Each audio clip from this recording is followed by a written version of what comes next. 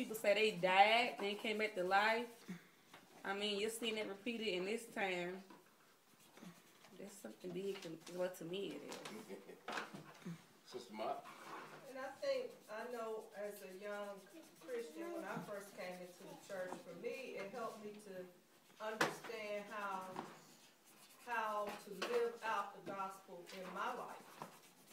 You know, it's one thing to read about God and to read about Jesus and to read about the gospel, but it's another thing to understand how to live it out in your everyday life. That's right. And I think that's one of the things that testimonies do, is they help, as Brother Rice was saying, gives people hope and helps them to understand how to live out Christ in their everyday life. Just because you're struggling with something doesn't mean that you have to be miserable and give up and take drugs and whatever it is you use as your coping mechanism, but you can live out Christ in your day-to-day struggle. That's right.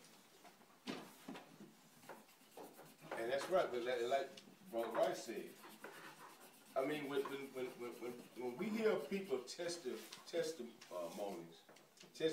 about how Christ has brought them through situations in their life that they knew that they couldn't control, they didn't have the power to bring themselves out of, that gives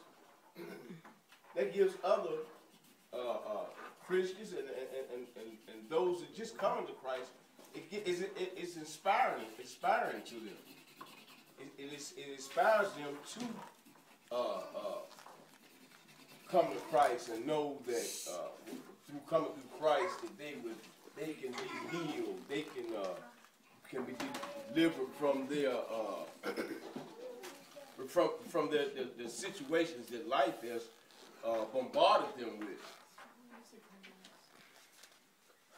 Does your testimony describe only what happened to you at one specific point in time?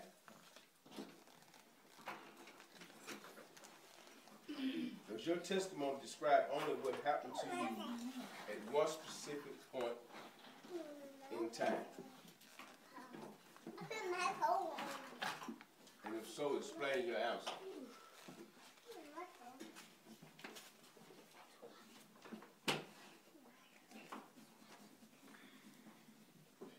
To some degree, testimonies describe a specific event in time.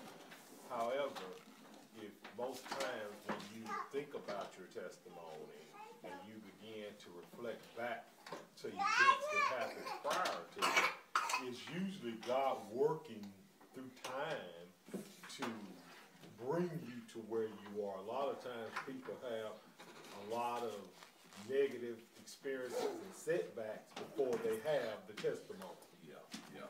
You know, so it's easy. It's kind of like what I was saying before about the person who, was in a bad car accident 20-some years ago, and they're still testifying about that accident. Not recognizing that God was working in their life probably before that and after that.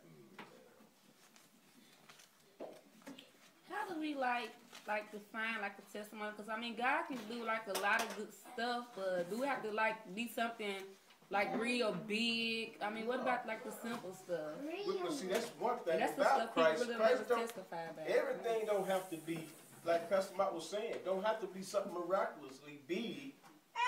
Like he said, we drive to the grocery store every day, back and forth to the grocery store every day. And His grace is with us on that trip that nothing happens to us. So it don't have to be something that's just so big where everybody have to notice it. It can be the small things. What about the small things like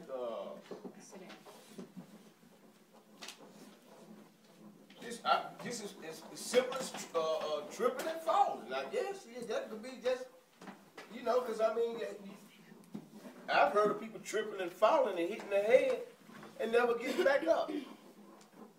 So just a little simple trip and fall is it could be be considered a testimony, especially if you hit your head and able to get right back up. A lot of people don't think of it like Having that. a roof over your head, having Yeah. food to eat, having clothes to put on your back, having the ability to be able to wash your clothes. Yeah, Yeah. all of these